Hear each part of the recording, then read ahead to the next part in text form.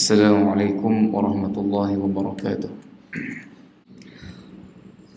Innal hamdalillah nahmaduhu wa nasta'inuhu wa nastaghfiruh wa na'udzu billahi min shururi anfusina wa min sayyiati a'malina. May yahdihillahu fala mudilla lahu wa may yudlil fala hadiya lahu.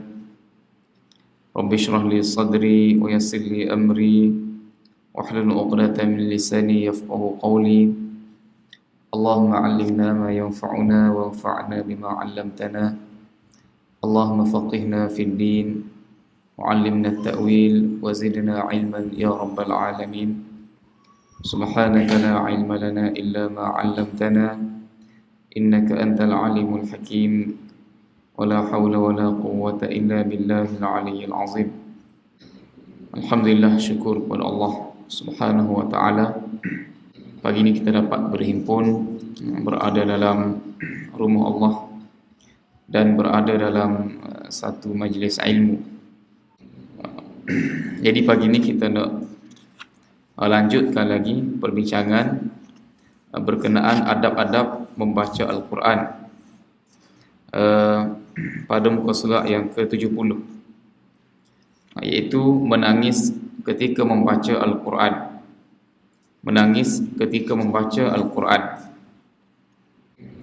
Jadi Imam Nawawi sebutkan penjelasan tentang aspek yang boleh membuatkan seseorang menangis ketika membaca Al-Quran telah dijelaskan dalam dua fasal sebelum ini, iaitu galakkan mengulangi ayat untuk tadabbur dan membaca Al-Quran dalam keadaan khusyuk. Jadi itu maksud dua fasal. Jadi perkara aspek yang boleh membuatkan seseorang menangis ketika membaca Al-Quran ialah tadabbur dan juga khusyuk ketika membaca. Lepas tu firman Allah Subhanahu wa ta'ala, wa yakhruna lil adqani yabkuna wa yaziduhum khushu'a, dan mereka menundukkan wajah sambil menangis dan mereka bertambah khusyuk.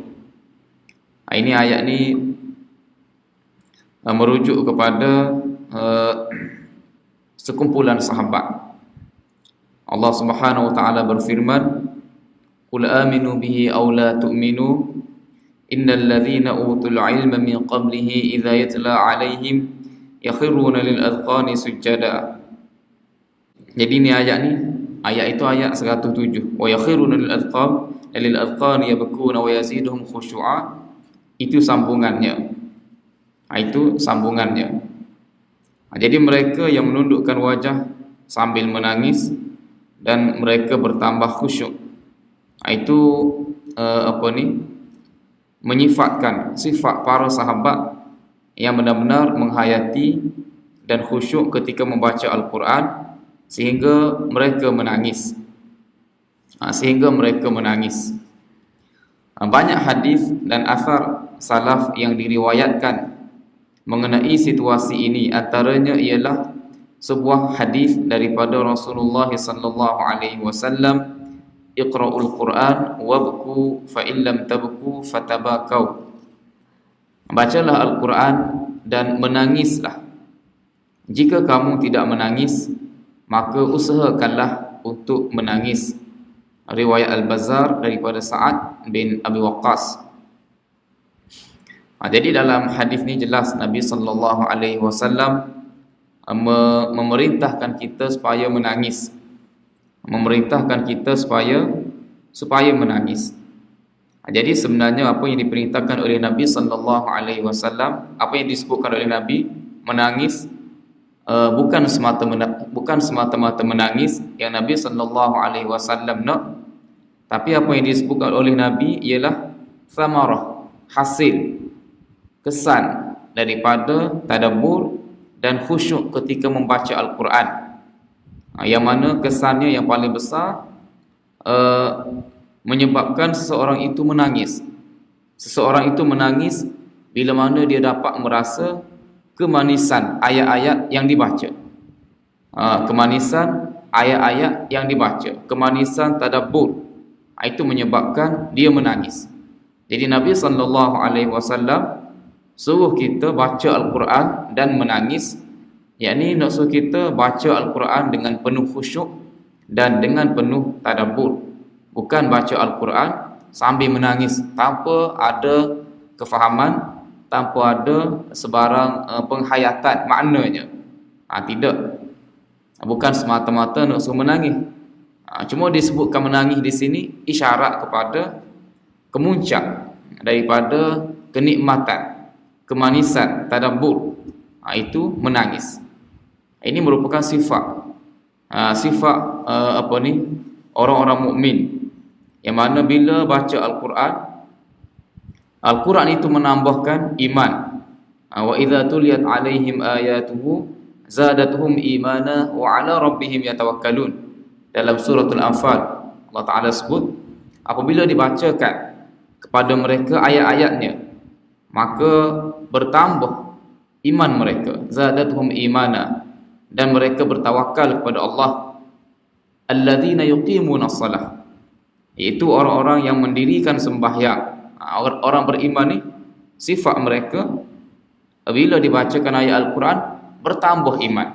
Bila dibacakan ayat Al-Quran dalam sembahyang, bukannya di luar sembahyang saja, dalam sembahyang lebih-lebih lagi. Dalam sembahyang lebih-lebih lagi membawa kita kepada khusyuk, membawa kita kepada tadabbur. Dan bila bertambah rasa nikmat, rasa manis iman, itu membuatkan kita menangis. Itu yang dimaksudkan dengan menangis di sini. Bukannya semata-mata menangis tanpa tanpa penghayatan, tanpa diketahui apa sebabnya. Tanpa diketahui apa sebabnya. Jadi dalam bab menangis ni kita kena beringat juga, kita kena beringat juga supaya kita tidak salah faham. Dan perkara ini boleh menyebabkan berlakunya riak, nak menunjuk-nunjuk. Nak menunjuk-nunjuk. Tanda orang itu menangis kerana khusyuk dan kerana betul-betul tadabbur, maknanya ketika dia sembahyang sendirian, ketika dia qiyamul lail seorang diri, ataupun ketika dia jadi imam, ataupun ketika dia jadi makmum, semua keadaan ini membawanya kepada tangisan. Tapi kalau orang itu hanya menangis ketika jadi imam dan ketika jemaah ramai, ketika semakin ramai jemaah, semakin membawanya kepada tangisan, itu boleh jadi dia menangis sebab lain. Dia menangis sebab lain. Jadi walaupun kita kata bagus menangis dalam sembahyang ketika baca Al-Quran, tapi pastikan tangisan kita kerana kita tadabbur, kerana kita khusyuk, bukannya kerana kita nak menunjuk-nunjuk kepada kepada jemaah, kepada makmum. Jadi nak capai tahap menangis ni, dia kena faham. Dia kena faham kandungan ayat yang dibaca, sama ada di segi baca ataupun dia mendengar bacaan daripada imam. Dia mendengar daripada bacaan daripada imam. Ayat-ayat Al-Quran ni kalau kita tadabbur, kadang-kadang Fatihah tu saja sudah memadai untuk membuatkan seseorang itu menangis. Untuk membuatkan seseorang itu menangis jika dia mendalami ayat-ayat tersebut, sudah memadai. Sudah memadai. Apatah lagi ayat-ayat lain yang jelas Allah Ta'ala sebut tentang nikmat syurga, azab neraka, cerita-cerita para anbiya. Jadi semua ni jika kita memahaminya, kita akan merasai kemanisannya. Diriwayatkan daripada Umar bin Al-Khattab radhiyallahu anhu, beliau pernah salat subuh berjemaah lalu membaca surah Yusuf. Ini surah Yusuf ni ramai orang menangis. Ramai orang menangis sebab cerita dia menarik. Cerita dia menarik. Ahsanul qasas, Allah Ta'ala gambarkan di permulaan surah tu. Kemudian beliau menangis sehingga air mata mengalir jatuh di atas tulang selangkanya. Ini tulang yang menghubungkan antara bahu dengan tengkuk ni. Dalam suatu riwayat lain, perkara tersebut berlaku dalam salat Isyak dan menunjukkan ia berlaku berulang kali. Maknanya ini bukan perkara yang sangat jarang berlaku, bahkan ini adalah kebiasaan para sahabat. Dalam suatu riwayat lain lagi, beliau menangis sehingga tangisannya didengari dari belakang saf-saf salat. Dari belakang saf-saf salat. Jadi sebab zaman dulu sukar untuk didengari sebab tidak ada mikrofon. Kalau zaman sekarang ni, kalau jadi imam, biasanya confirm akan didengari oleh jemaah di belakang sebab suara tu dapat pergi jauh. Jadi ayat yang dibaca oleh Sayyidina Umar yang membawanya kepada tangisan ialah innama ashku bathi wa huzni ila Allah. Cerita Nabi Yaqub yang berhadapan dengan kerana anak dia, kerana anak-anaknya yang menzalimi adik-beradik sendiri, yang menzalimi adik-beradiknya sendiri. Jadi Nabi Yaqub sebagai seorang utusan Allah, menghadapi keperitan dakwah, kesusahan dakwah, yang mana kesusahan itu hadir dalam keluarga sendiri, anak dia sendiri. Jadi Umar Al-Khattab radhiyallahu anhu sebagai seorang khalifah, sebagai seorang pemimpin, dia juga merasai kesusahan, keperitan dakwah. Ini sesiapa yang menjalankan kerja dakwah dengan ikhlas, dengan tulus ikhlas, bila baca ayat ni dia akan sangat-sangat terkesan. Bagi orang yang tak ada buat apa-apa, yang tidak berusaha, tidak berjihad fi sabilillah untuk menegakkan ayat agama Allah, maka dia tak berasa sangat. Sebab dia tidak mengalami susahnya, periknya, disekak, dihalang, dicaci, dikeji oleh musuh-musuh. Padahal dia tidak ada niat yang lain melainkan untuk kebaikan masyarakat. Tapi disebabkan orang lain tidak memahami, tidak mengerti apa yang diingini bawanya, menyebabkan sebaliknya tuhmahan yang diperolehi. Jadi ayat-ayat seumpama ni sebenarnya memberi kesan kepada orang seperti Umar bin Al-Khattab. Dalam suatu riwayat daripada Abu Raja katanya, ra'aitu Ibn Abbas wa tahta ainaihi mithlu syirakil bali min ad-dumu'. Aku melihat Ibn Abbas di bawah dua matanya terdapat garisan seperti tali selipar yang usang disebabkan aliran air mata. Diriwayatkan daripada Abu Saleh, beliau berkata, qadima nasu min ahli Yaman ala Abi Bakrin As-Siddiq radhiyallahu anhu faja'alu yaqra'una al-Qur'an wa yabkuna faqala Abu Bakrin As-Siddiq radhiyallahu anhu hakadha kunna. Sekumpulan manusia daripada kalangan penduduk Yaman datang bertemu dengan Abu Bakar As-Siddiq radhiyallahu anhu. Mereka membaca Al-Quran dan menangis. Maka Abu Bakar pun berkata, kami juga seperti ini. Maknanya apa yang dilakukan oleh penduduk Yaman tersebut semasa membaca Al-Quran bertepatan dengan perbuatan sahabat, yang mana itu juga adalah sunnah Nabi sallallahu alaihi wasallam. Jadi menangis semasa membaca Al-Quran ni dalam semua keadaan, tidak mesti ketika sembahyang sahaja. Tapi dalam keadaan sembahyang sebenarnya ia lebih mudah, lebih dekat, sebab kita berada dekat dengan Allah Subhanahu wa taala.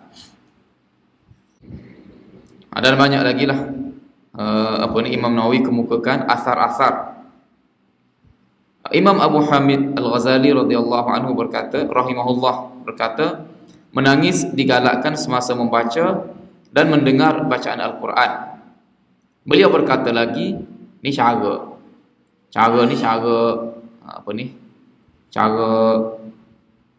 ahli tasawuf. Cara untuk mendapatkannya ialah seseorang perlu menghadirkan perasaan sedih dalam hati dengan merenung peringatan ancaman keras dan janji yang terdapat di dalamnya. Tu. Mana cara kita nak nak menangis ialah merenung peringatan, ancaman keras, yakni tadabbur. Tadabbur bukannya kita pasang muzik yang mendayu-dayu, seperti masuk program-program tertentu, pasang muzik yang mendayu-dayu sedih. Tidak. Itu palsu. Itu palsu. Ni tak ada apa-apa muzik luar. Suasana biasa saja luar ni. Tapi ia berlaku kerana ayat yang dibaca, kerana tadabbur ayat yang dibaca. Jadi mari daripada dalaman. Kemudian dia merenung pula ketidakpeduliannya pada semua perkara tadi.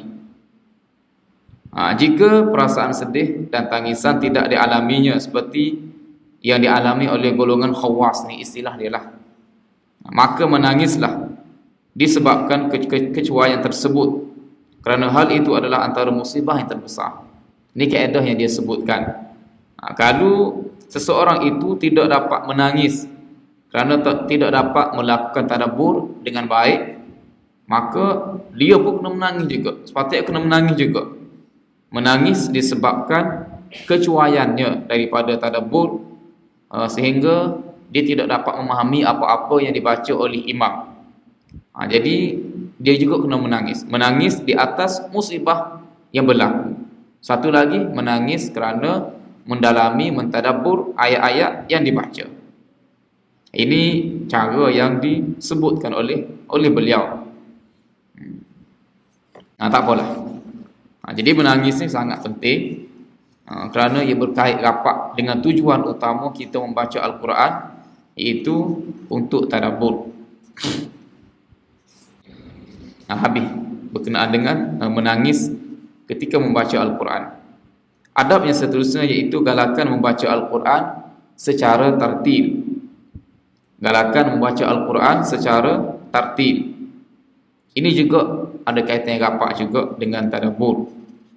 Ada kaitan yang rapat dengan tadabbur. Seperti kita sebutkan, tadabbur ini suatu kewajipan. Berbeza dengan tafsir. Tafsir tidak diwajibkan ke atas setiap manusia. Hanya mereka yang layak sahaja boleh menafsirkan Al-Quran.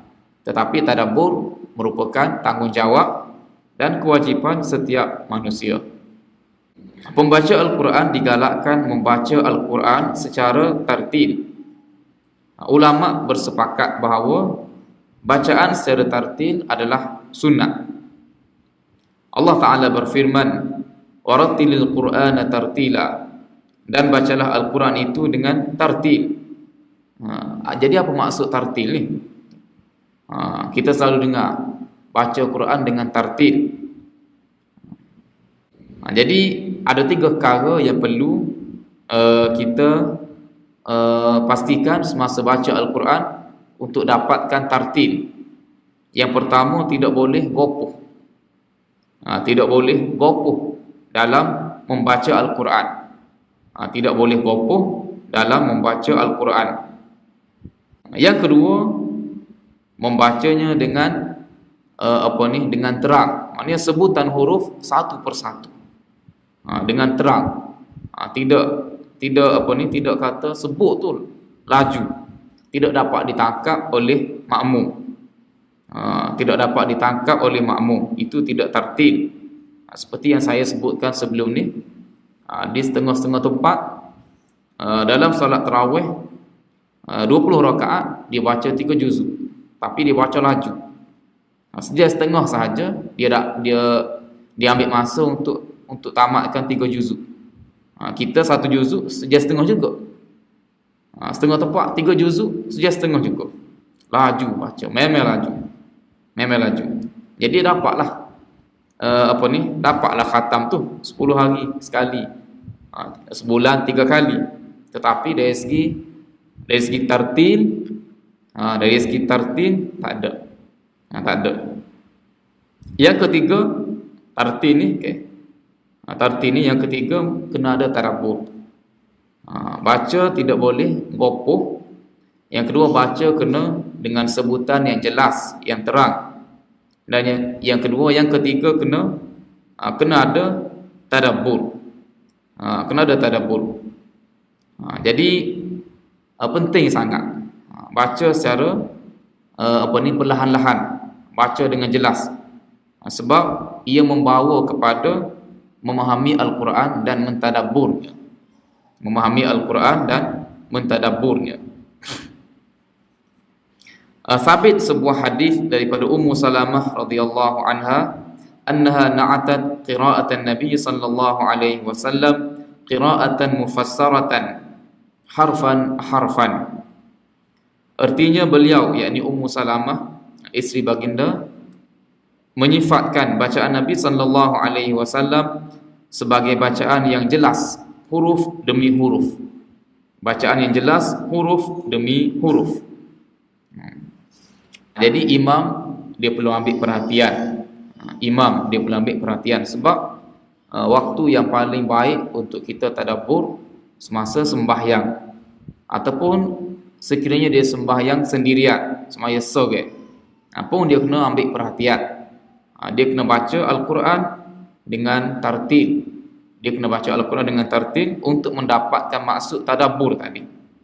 Untuk tadabbur tadi. Jadi tartil ni sebut, baca dengan jelas satu persatu huruf yang dibaca, dan minda kita memberikan tumpuan kepada setiap lafaz yang disebutkan. Setiap lafaz yang disebutkan. Biasa dalam dalam pengajian tahfiz, dalam pengajian tahfiz setengah-setengah ini ini satu kaedah, bukan satu kaedah, ni satu cara mengapa yang tidak tepat. Setengah-setengah tepat tu dia ajar pelajar-pelajar ngapa aja dulu, tanpa mempedulikan ilmu tajwid, tanpa mempedulikan ilmu sebutan huruf apa semua ni. Jadi apa yang mereka mengabaikan tajwid, sebutan huruf. Yang penting pelajar tu hafiz. Yang penting pelajar tu hafiz. Jadi bila hafiz dalam keadaan tidak belajar tajwid dengan betul, dia tidak boleh baca dengan tartil.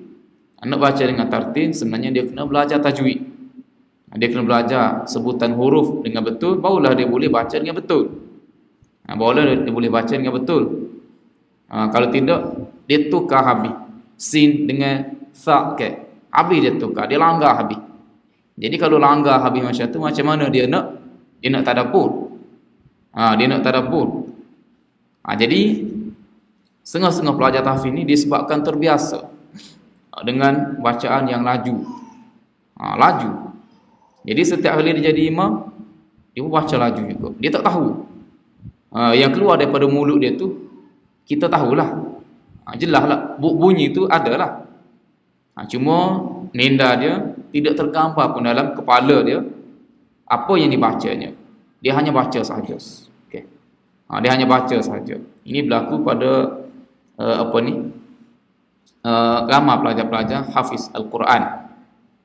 Jadi yang terbaiknya pelajar itu sebelum menghafal Al-Quran, dia diasuh, dididik, diajar, belajar sebutan huruf dengan baik, belajar tajwid dengan betul. Allah bila dia menghafal Al-Quran, dia menghafal dalam keadaan mulutnya mengulang-ulang sesuatu ayat, dan mindanya melihat, ada dalam kepalanya, tergambar dalam kepalanya apa yang dibacanya. Barulah hafalannya itu mantap dan dia boleh baca dengan tadabbur. Kalau tidak, kalau baca dengan semata-mata laju saja, tanpa memikirkan ayat yang dibaca, sebenarnya hafalan itu hafalan yang lemah. Sebab dia hanya bermain di mulut. Terlancar keluar di mulut sahaja. Jadi bila jadi imam, dia boleh tertukar daripada ayat ni, dia boleh pergi lompat ayat sana sini, menyebabkan bukan setakat tak dapat tadabbur, bahkan bacaannya juga bercelaru. Ini banyak berlaku pada pelajar-pelajar hafiz Al-Quran. Jadi kena ambil perhatian. Kaedah yang menyatakan hafal dulu tanpa mempedulikan belajar tajwid, makhraj huruf apa semua ni, bagi saya kaedah yang sangat-sangat tidak tepat. Kaedah yang sangat-sangat tidak tepat. Muawiyah bin Qurrah meriwayatkan daripada Abdullah bin Mughaffal radhiyallahu anhu, katanya, raaitu Rasulullah sallallahu alaihi wasallam yawma fathi Makkah ala naqatihi yaqra'u surat al-Fath faraja'a fi qira'atihi. Aku melihat Rasulullah sallallahu alaihi wasallam berada di atas untanya sambil membaca surat al-Fath pada hari pembukaan kota Makkah, dan kemudian mengulang-ulang bacaannya. Mujahid meriwayatkan bahawa beliau pernah ditanya mengenai perihal dua orang lelaki. Seorang membaca surah Al-Baqarah dan seorang lagi dan surah Ali Imran, manakala seorang lagi membaca surah Baqarah sahaja. Namun tempoh salat, rukuk, sujud dan duduk mereka adalah sama. Beliau menjawab, lelaki yang membaca surah Al-Baqarah itu lebih utama. Surah Baqarah, seorang baca surah Baqarah dan Ali Imran, seorang lagi baca surah Baqarah sahaja. Jadi mengikut Mujahid, yang baca surah Baqarah itu lebih utama sebab bacaannya tartil. Diriwayatkan daripada Ibnu Abbas radhiyallahu anhuma, beliau berkata, la'an aqra suratan uratilaha ahabbu ilayya min an aqra al-Qur'ana kullah. Demi Allah, aku lebih suka membaca satu surah secara tartil berbanding membaca seluruh kandungan Al-Quran. Jadi apa yang disebutkan oleh Ibnu Abbas di sini, sebab tartil membawa kepada tadabbur. Tartil membawa kepada khusyuk. Jika tidak ada tartil, dia hanya baca sahaja. Tidak ada khusyuk, tidak ada tadabbur. Tanyalah imam-imam yang hafal dengan cara yang kita sebutkan tadi. Dia hanya nak tamatkan bacaannya sesegera mungkin.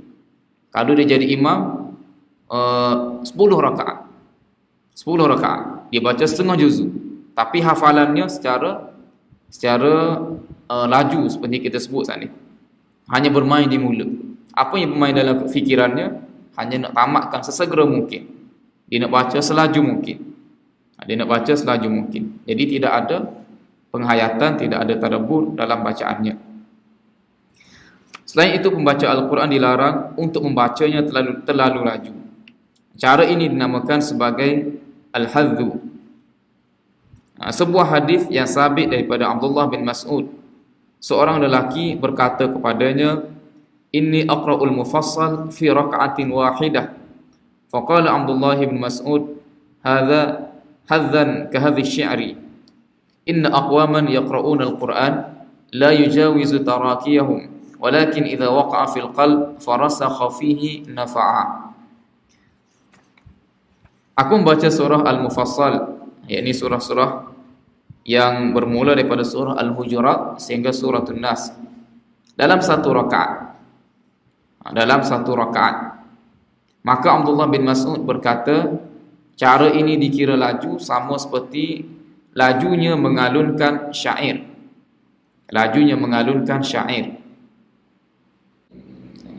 Mungkin kalau kita hari ini nak faham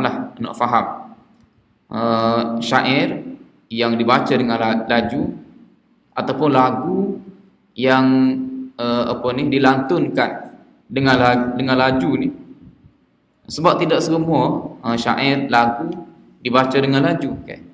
Tidak semua dibaca dengan laju. Saya duk fikir-fikir, mungkinlah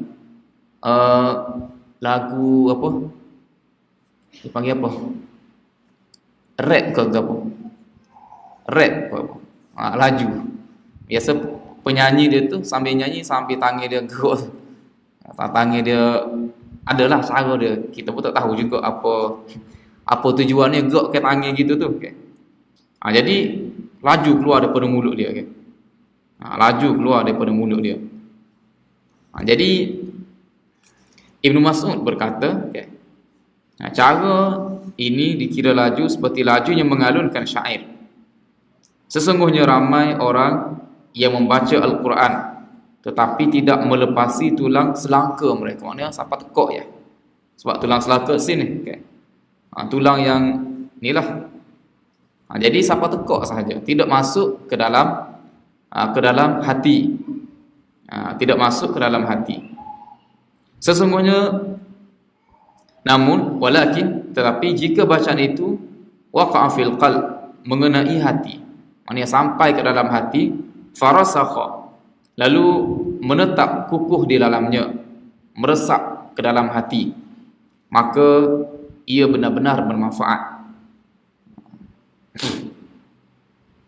Maknanya kalau baca baca dengan cara satu surah mufassal dalam satu rakaat, okay, dalam satu rakaat, dan bacaannya itu masih mampu membawa ke dalam hati, meresap ke dalam hati, maka itu bermanfaat. Maknanya ada juga, sebab laju perlahan ni ada tahap-tahap dia yang sukar untuk kita buat satu tanda aras. Laju kalau baca Quran sampai setara ni je boleh, okay. Kalau kita tak boleh letakkan macam gear kereta ke macam mana. Jadi kira-kiranya, okay, kalau dia baca laju sikit, tapi bacaannya jelas, sebutannya terang, maka itu masih dikira sebagai tartil. Biasa dalam solat tarawih, okay, imam dia tidak baca perlahan seperti di luar sembahyang. Dia pelaju sikit, gear dia tu.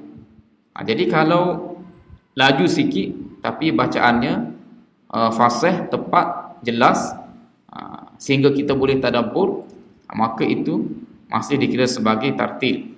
Bukan bermakna tartil kena baca dengan begitu perlahan, okay. Alhamdulillah, tidak gitu, okay. Kalau alhamdulillah tu pura belah baru sudah terawih. Ulama berkata kaedah tartil adalah sunat untuk tujuan tadabbur dan selainnya. Lepas tu adab yang seterusnya, galakan memohon kurniaan dan perlindungan Allah apabila bertemu ayat rahmat atau ayat azab. Disunatkan memohon kurniaan daripada Allah Ta'ala apabila bertemu dengan ayat rahmat, dan memohon perlindungan Allah daripada keburukan atau azab apabila bertemu dengan ayat azab, atau berdoa, Allahumma inni as'aluka al-afiyah, ya Allah, aku mohon kesejahteraan kepadamu. Ini doa dan isti'azah dalam bahasa Arab, bukannya dalam bahasa Melayu. Jadi ini semua memerlukan kepada kefahaman. Kita memahami ayat yang dibaca, barulah kita dapat memohon perlindungan, minta doa, dan juga minta rahmat daripada Allah Subhanahu wa taala. Ataupun Allahumma inni as'aluka al-afiyah min kulli makruh, ya Allah, aku mohon kesejahteraan daripadamu, denganmu daripada segala kecelakaan. Atau doa yang seumpamanya, jika dia bertemu dengan ayat yang mensucikan Allah, maka sucikanlahnya dengan mengucapkan subhanahu wa ta'ala, atau tabaraka wa ta'ala, atau jallat azmatu rabbina. Subhanahu wa ta'ala, maha suci dan maha tinggi Allah, maha berkat, maha tinggi. Jallat azmatu rabbina, maha agung kebesaran Tuhan kami. Bila bertemu ayat ayat yang mensucikan Allah, subhanalladzi asra bi 'abdihi lailan minal masjidil haram, maha suci Allah, maha suci Tuhan, alladzi asra bi 'abdihi lailan minal masjidil haram, yang telah memperjalankan hamba-Nya pada waktu malam daripada Masjidil Haram ke Baitul Maqdis, dalam surah Al-Isra. Sebuah hadis yang sahih diriwayatkan daripada Hudzaifah bin Al-Yaman, katanya, sallaitu ma'an nabi sallallahu alaihi wasallam zata lailah فافتتح البقرة فقلت يركع عند المئة ثم مضى فقلت يصلي بها في ركعة فمضى فقلت يركع بها ثم افتتح النساء فقرأها ثم افتتح آل عمران فقرأها يقرأ مترسلا إذا مر بآية فيها تسبيح سبح وإذا مر بآية سؤال سأل وإذا مر بتعوذ تعوذ. Aku pernah salat bersama Nabi sallallahu alaihi wasallam pada suatu malam. Baginda memulakan dengan bacaan surah Al-Baqarah. Ini Hudzaifah menceritakan. Aku berkata dalam hati, baginda pasti akan rukuk pada ayat yang ke-100. Namun baginda meneruskan bacaan. Panjang ni. Aku berkata dalam hati lagi, baginda akan menghabiskannya dalam rakaat ini, yakni menghabiskan bacaannya dalam rakaat ini. Baginda terus meneruskan bacaan. Aku berkata, baginda akan duduk selepas habis membacanya. Selepas habis membaca surah Al-Baqarah, yakni baginda akan rukuk. Ini monolog. Okey. Hudzaifah bermonolog dalam sembahyang. Ini biasa berlaku kepada makmum. Terutamanya bila makmum tu sudah tidak tahan dengan bacaan imam. Kemudian baginda mula membaca surah An-Nisa pula. Surah An-Nisa pula. Kemudian baginda membaca surah Ali Imran. Baginda membacanya dengan perlahan-lahan. Jika baginda membaca ayat yang mengandungi tasbih, yakni penyucian zat Allah, baginda akan bertasbih macam tadilah, subhanahu wa ta'ala atau tabaraka wa ta'ala atau jallat azmatu rabbina. Baginda akan, apabila baginda membaca ayat yang mengandungi permohonan, baginda akan memohon perlindungan, memohon kurniaan daripada Allah subhanahu wa ta'ala. Allahumma inni as'aluka al-afiyah dan lain-lain lah. Apabila baginda membaca ayat yang mengandungi perlindungan, baginda akan minta berlindung dengan Allah subhanahu wa ta'ala. Dengan Allah subhanahu wa ta'ala. Allahumma inni a'udzubika minan nar. Allahumma inni a'udzubika min azabil qabr wa min azabi jahannam. Jadi banyak sebenarnya ayat-ayat yang bersifat isti'azah ni. Ayat-ayat yang bersifat kita minta berlindung. Sebagai contoh, kita minta berlindung daripada menjadi orang yang jahil. Qala a'udzu billahi an akuna minal jahilin. Qala a'udzu billahi an akuna minal jahilin. Aku berlindung dengan Allah daripada termasuk dari kalangan orang-orang yang jahil. Jadi boleh bila imam baca ayat tu, kita baca a'udzu billahi minal jahilin. A'udzu billahi an akuna minal jahilin. Aku berlindung dengan Allah daripada termasuk di kalangan orang-orang yang jahil. Lepas tu disebutkan di sini, ketika itu kedudukan surah An-Nisa mendahului surah Ali Imran. Sebab tu dalam hadis ini disebut Nabi baca An-Nisa dulu, kemudian baru Ali Imran. Lepas tu masalah dari segi hukum, ulama mazhab kami berkata sunat memohon kurniaan, perlindungan dan bertasbih bagi setiap pembaca Al-Quran, sama ada di dalam atau di luar salat. Sama ada di dalam atau di luar salat. Maknanya kita baca Al-Quran sendirian. Bila baca ayat-ayat seumpama ni, disunatkan untuk kita isti'azah ataupun minta dengan Allah Subhanahu wa taala, minta berlindung, minta kurniaan Allah Subhanahu wa taala, ataupun bertasbih menyucikan Allah Subhanahu wa taala. Mereka berkata lagi, hal tersebut sunat dilakukan dalam salat bagi imam, makmum dan orang yang salat sendirian. Maknanya semua. Kerana ia adalah doa. Maka hukum bagi mereka adalah sama seperti hukum ucapan amin selepas bacaan surah Al-Fatihah. Amin dibaca oleh semua, imam, makmum ataupun orang yang salat sendirian. Jadi sama juga. Sama juga. Jadi hal ini jarang kita dengar. Okay. Jarang kita dengar benda ni dibaca. Satu sebab tak ramai orang yang memahami bacaan imam. Itu satu. Yang kedua, makna dia tidak boleh nak tadabbur. Yang kedua, mungkin setengah-setengah mereka faham tapi mereka tidak khusyuk. Tidak memerhatikan setiap ayat yang dibaca oleh imam. Jadi bila tidak khusyuk, macam mana dia nak dia nak respon. Ini semua ni respon kepada ayat-ayat. Ayat dalam bentuk ta'awudz. Jadi tidak boleh respon jika tidak khusyuk walaupun dia faham. Apatah lagi kalau dia tak faham dan tak khusyuk. Lebih-lebih lagi tak dapat apa-apalah. Tak dapat. Apa yang kami telah sebutkan tentang sunat memohon kurniaan dan perlindungan tadi adalah pegangan mazhab Asy-Syafi'i dan majoriti ulama. Abu Hanifah rahimahullah berkata, doa-doa itu tidak disunatkan, bahkan makruh dilakukan dalam salat. Ini khilaf. Walau bagaimanapun, yang tepat ialah pendapat majoriti ulama sebagaimana yang kami telah kemukakan.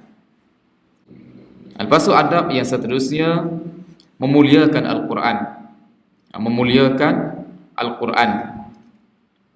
Antara isu yang perlu diambil berat dan diberi penegasan ialah memuliakan Al-Quran pada beberapa perkara yang diambil ringan oleh sebahagian mereka yang lalai daripada kalangan para pembaca Al-Quran secara beramai-ramai. Ini tadarus dan apa-apalah program. Antaranya, tidak ketawa, berbuat bising dan bercakap-cakap semasa membaca Al-Quran kecuali kata-kata yang perlu sahaja. Hendaklah dia mematuhi perintah Allah. Perintah Allah Subhanahu wa taala yang disebutkan dalam suratul A'raf. Wa idza quri'al Qur'anu fastami'u lahu wa ansitu la'allakum turhamun. Apabila dibacakan Al-Quran, maka dengar dan diamlah agar kamu mendapat rahmat. Jadi ini cara kita, adab kita. Ini adab yang besar sebenarnya. Dan ini adab ini untuk kita memuliakan Al-Quran dan juga untuk kita meletakkan Al-Quran pada tempat yang sesuai. Pada tempat yang sesuai. Allah Ta'ala sebut bila Quran dibaca, bila Al-Quran dibaca, tak kira lah yang membacanya itu manusia sungguh ataupun suaranya sahaja yang direkod. Kita pasal dalam YouTube ke, kita pasal yang kita simpan dalam rekod ke, tak kira sama ada bacaan yang keluar daripada lisan ataupun bacaan yang keluar dalam TV dan seumpamanya.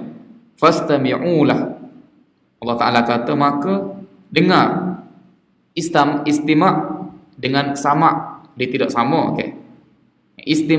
Istami'ulah, yakni dengar dengan penuh perhatian. Maknanya telinga kita dengar setiap lafaz yang dibaca, minda kita memberikan respon terhadap ayat yang dibaca. Maknanya kita memahami. Kita tahu, tidak sekadar lalu di telinga tanpa masuk dalam fikiran. Itu maksud istima'. Maknanya telinga dan minda sekaligus memberikan perhatian kepada ayat yang dibaca. Jadi sebab itulah Al-Quran ini tidak sesuai dijadikan halwa telinga. Halwa, tahu halwa telinga? Setengah-setengah orang dia nak islamik sikit. Dia nak islamik nak suruh tepak dia tu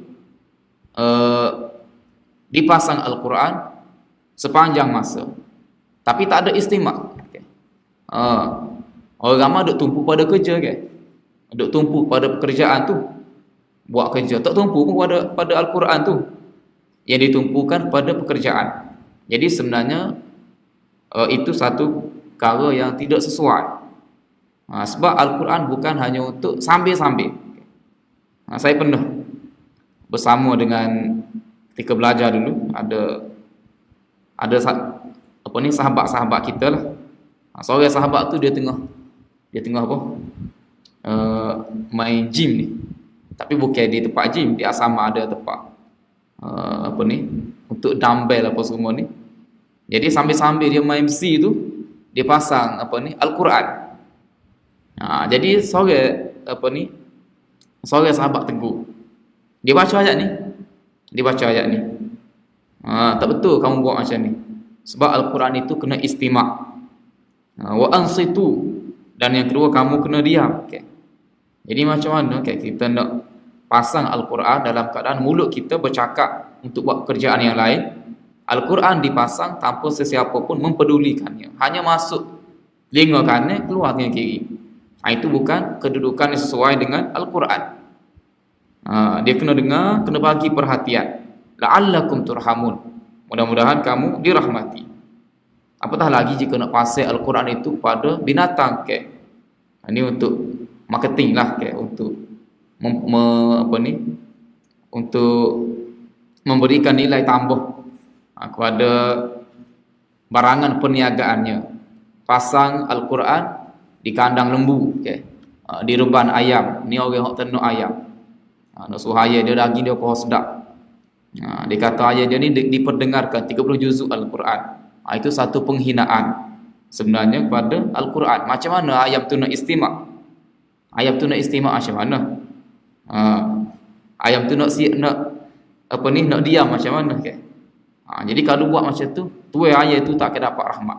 Nak dapat rahmat daripada Allah melalui Al-Quran, kita kena bagi istimak dan kita kena diam ketika Al-Quran dibacakan. Maknanya kita kena bagi perhatian yang tinggi terhadap Al-Quran. Sebab tu juga Al-Quran tidak boleh dijadikan sebagai rintun dan seumpamanya lah.